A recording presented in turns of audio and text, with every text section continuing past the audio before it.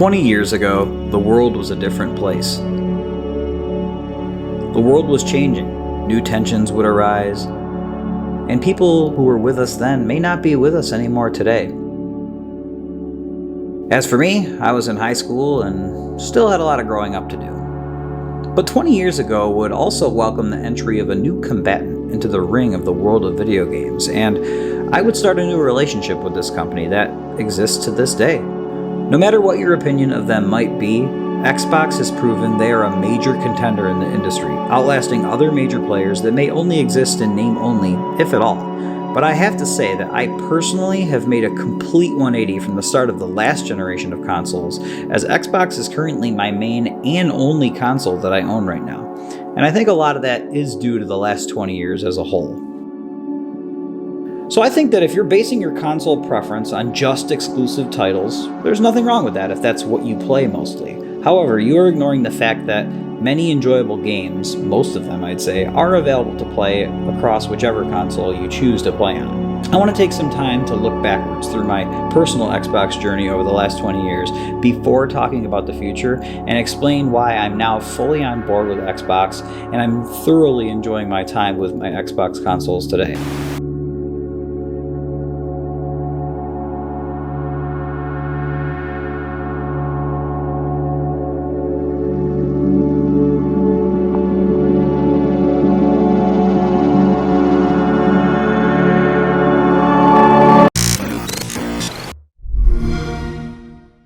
We all remember how the last generation of Xbox started. TV experience. TV and movies. TV. Xbox.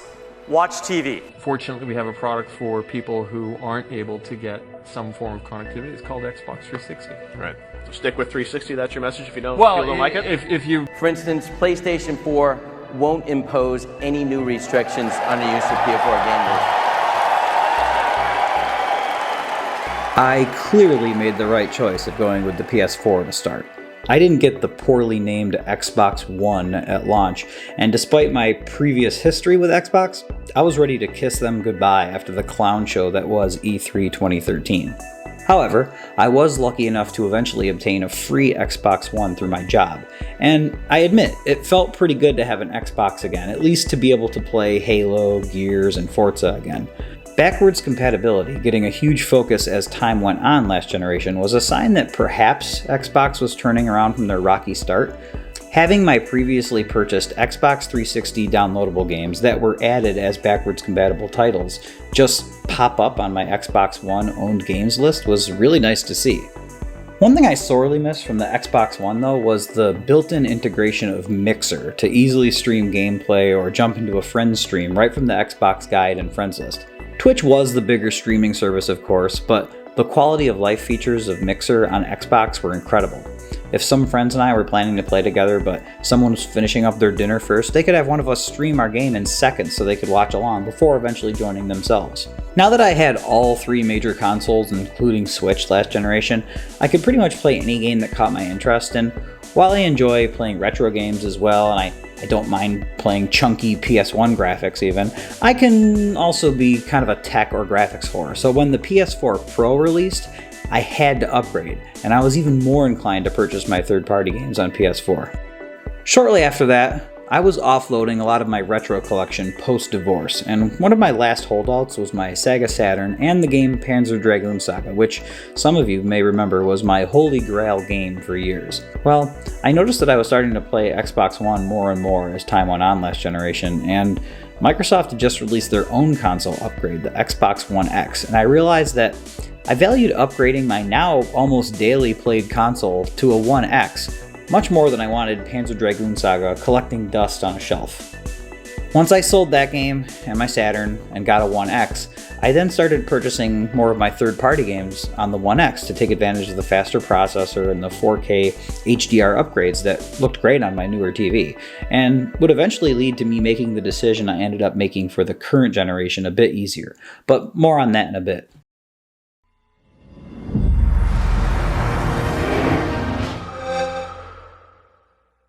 The generation prior, Xbox 360 was a monster, and my primary console that generation. I remember my best friend, my dad, and I were so pumped after seeing the cheesy MTV special that showed off the brand new console that we ended up camping out at a media play near us until early in the morning right when they opened, only to be disappointed when the few consoles they did have, they were only selling in forced bundles with 3 launch games and an extra controller, with no prior notice that they were going to do that.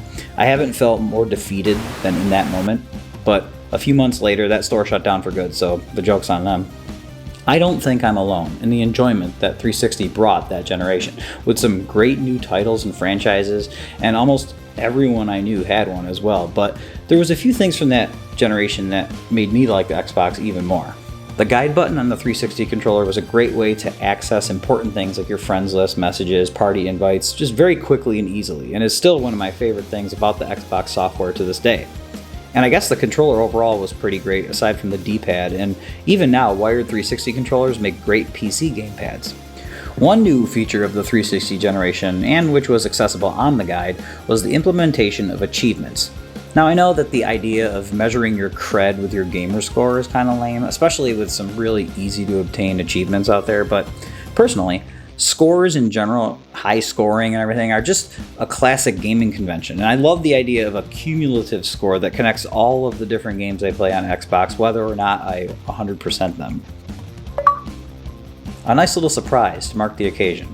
That sound was improved on the Xbox One actually when you get a rare achievement that not everyone who plays the game gets, and I can't get enough of it.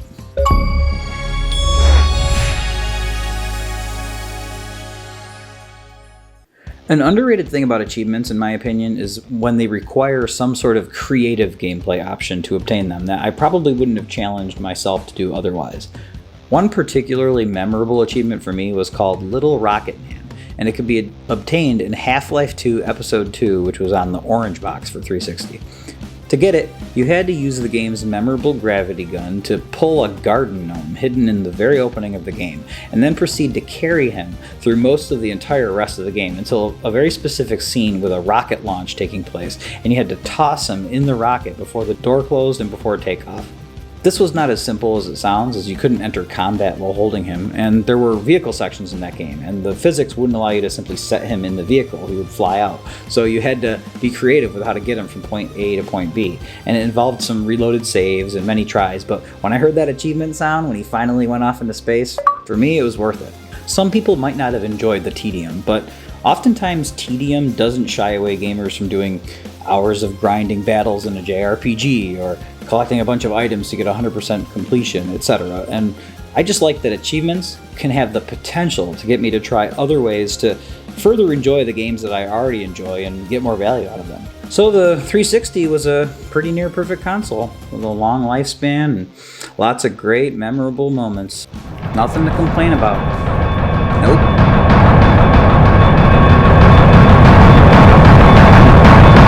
Honestly though, if it wasn't for pretty good tech support, the Red Ring debacle could have killed the Xbox brand right there.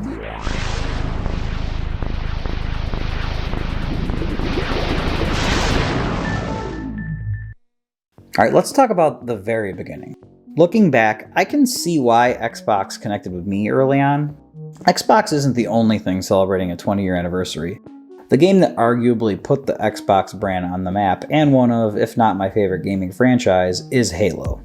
Halo Combat Evolved hooked many players when it launched, but it cemented itself in my gaming life right away. Back then, my friends and I, as well as my father, loved playing GoldenEye on Nintendo 64, which was the first time console gamers had any first-person shooters worth talking about, and we then moved on to Perfect Dark and played some other multiplayer shooters, but Halo was just the next natural console shooter for us to be hooked on. The very first Halo's influences still felt in shooters to this day.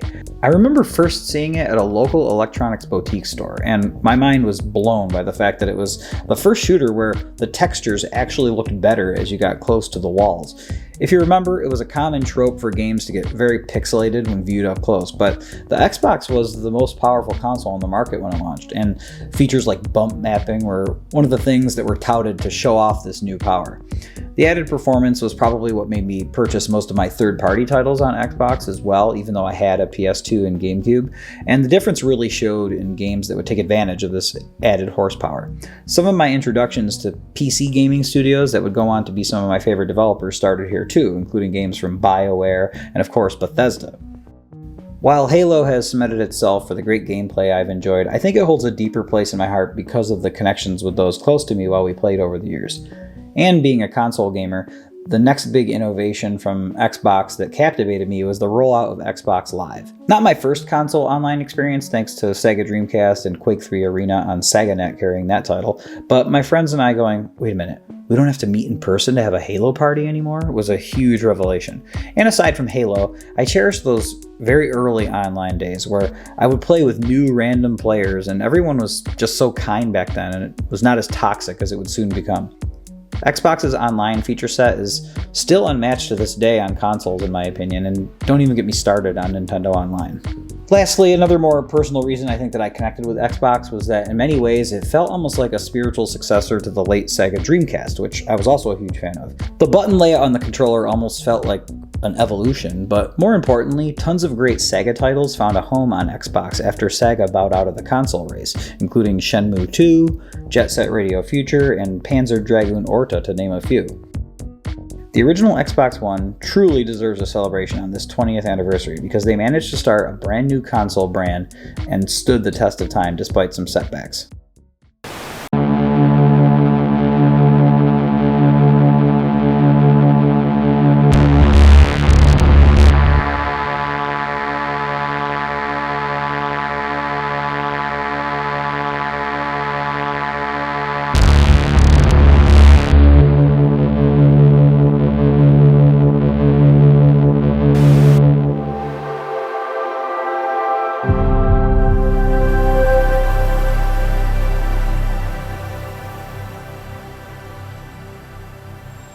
Now let's talk about today.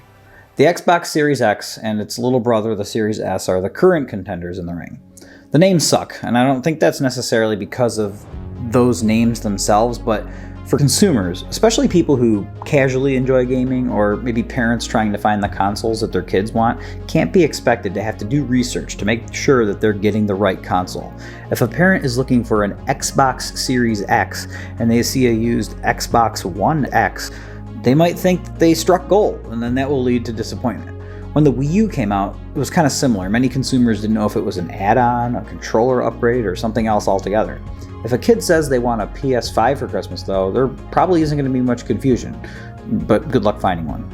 Despite the name and the fact that the supply of consoles is still lower than the demand, and that new game releases for all consoles are slow to release now because of the effects of the pandemic, the new Xbox still has me more excited about games than I've felt in years, and I'm going to break down exactly why that is. Backwards compatibility has always been important to me, because I play games at my own pace, and I want to be able to go back to old purchases whenever I want. It's always been annoying to me that digital games that I purchased on Wii, 3DS, or PlayStation Network are tied to those older consoles if I want to keep playing them, while Steam and PC gaming in general has been much better about being able to play older digital games you bought as you upgrade your hardware.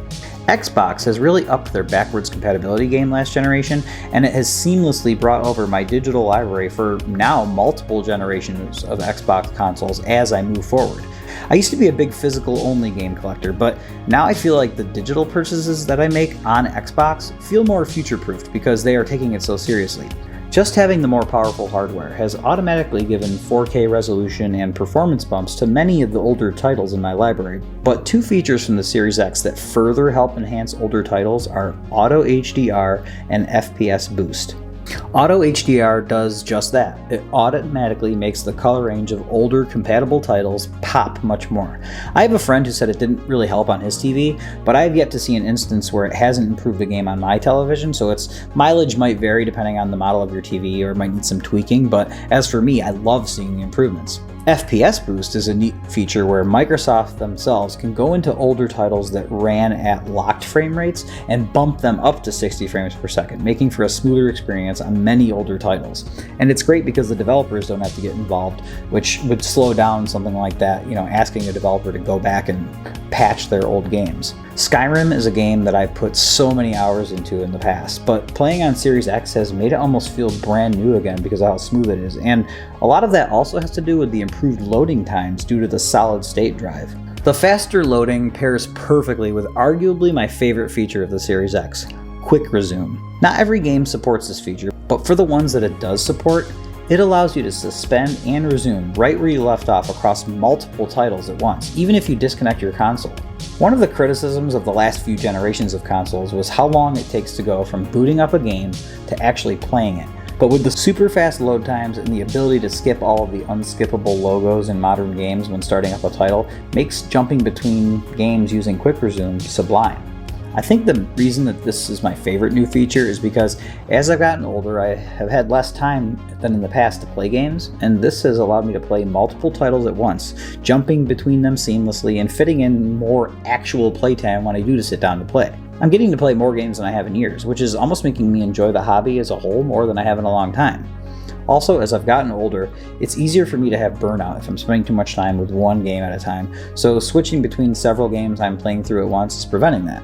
Some more quality of life features from the Series X that have me super excited are the cloud saves and smart delivery. Because Xbox has put a lot of work into backing up your saves automatically, as soon as I set up my new console, any game I loaded up had my saves ready to continue. Smart delivery basically makes it so if a game from Xbox One gets a next-gen upgrade, the game will automatically get upgraded to the best possible version without any work or cost on your part. Now, developers are still able to force consumers to pay for upgrades if they're greedy, like Activision has done with Call of Duty, for example, but luckily that's not the majority. Alright, I've put it off long enough in this video, but if you've heard anything about Xbox lately in the headlines, it's probably something to do with Game Pass Ultimate. It really is as great as it's hyped up to be, for so many reasons, but here's what excites me the most about it. Game Pass is saving me so much money.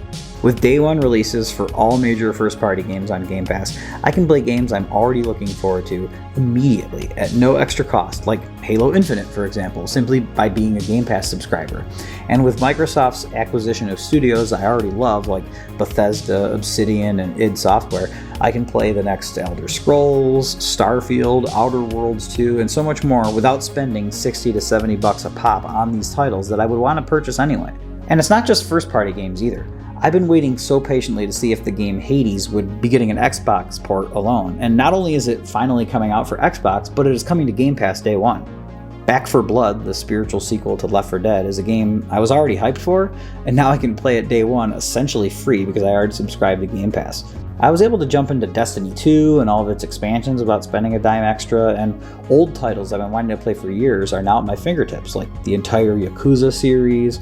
I played through Kingdom Hearts HD, Final Fantasy HD remasters are on there, and more. And it's all made even better with those features that I mentioned before, like Auto HDR, Quick Resume, and more that the Series X brings across all the games. It's also been such a great way to play games that I probably wouldn't have otherwise at full price, but now that I've tried them on Game Pass, I've ended up enjoying so many that it's put new franchises and studios on my radar that I will now support in the future with future releases.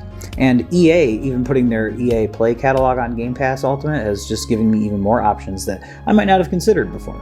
And if I do want to purchase any of the games, lest they be removed from Game Pass in the future, kind of like how Netflix rotates titles, there's always a discount by being a subscriber too, so you can get a couple bucks off games that you might be interested in. Back in the 16-bit era, my parents signed me up for Sega Channel, which allowed you to play a rotating selection of hundreds of Sega Genesis titles every month for a small subscription fee. And I think Game Pass is providing me that same level of joy I got as a child with Sega Channel, but with so many of the games I want to play today. I can keep gushing about Game Pass and how the mobile or desktop app can also let you stream Game Pass games anywhere through their xCloud service. But obviously, your internet connection could lead to input latency while streaming, but luckily there's another Xbox feature that I like even more than the Game Pass streaming. I can remote access my console and all of my games and Game Pass titles through the Xbox app, and since my console is connected through a wire at my home network, I've had amazing, near lag-free experiences even when playing first-person shooters remotely. If I could tell my younger self that I can bring a controller with me and then access my entire collection from anywhere that I can connect online, my mind would be blown. And honestly, it's kind of mind-blowing for me now. I have to wrap up this 20-year celebration of Xbox, but I wanted to touch briefly on a couple other cool things I'm doing with Xbox right now too. Xbox Rewards is a nice way to earn reward points every month that can be cashed in for cool stuff, even having some achievement-related challenges that can finally make those gamer score points translate into something tangible. I have the Rewards app set up to automatically redeem $10 gift cards if I hit the rewards limit, so when I see a game on the store from my wish list go on sale, I can use the gift card that I got to get an even sweeter deal. Lastly, believe it or not, I actually purchased a second Xbox console. Xbox Series S is the smaller, slightly cheaper, less powerful, and digital-only option for the Series consoles. Normally, I wouldn't see the need for it since I want the more powerful, fully featured Xbox as my main console, but this tiny machine is an emulation powerhouse, and I'm able to take advantage of that to revisit retro titles easily and sort of make it a retro-focused console. Xbox has had some ups and downs, but I hope they continue to make the right decisions and live up to the high bar that they've set in the past, because I'm not alone in the amount of people who are really starting to see the value of the Series X, and while I look forward to playing some big Sony and Nintendo exclusives down the line, I can save my money now and play them when they're much cheaper, and the enhancements to my day-to-day gaming are just simply more important to me right now since I don't exclusively play just big AAA releases.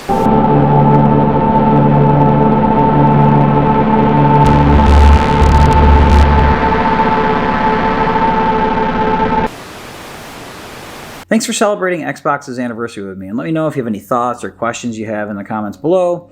And I want to start making more gaming content again, so if you can like and subscribe, it would be very much appreciated, and I will see you next time.